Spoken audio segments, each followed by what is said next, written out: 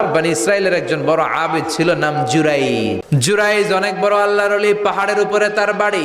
সারা রাত তাহাজ্জুদ গুজার হয়। তার গির্জার পাশে তার মায়ের ঘর।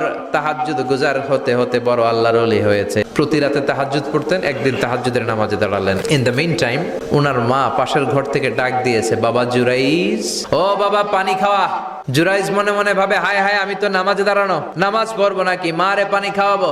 মনে মনে ভাবলো নামাজটা শেষ করে নেই, তারপরে মায়ের কাছে যাই। কিছুক্ষণ পরে আবার তার মা ডাকে, ইয়া জুরাইজ, ও জুরাইজ পানি খাওয়া। আবার জুরাইজ মনে মনে বলে, নামাজের পরে যাব, নামাজটা শেষ করি। কিছুক্ষণ পরে আবার মা ডেকে ওঠে, জুরাইজ মনে মনে ভাবে, এই তো নামাজ শেষ, এখনই যাব, এখনই আমার জনম দুঃখিনী মারে পানি খাওয়াবো।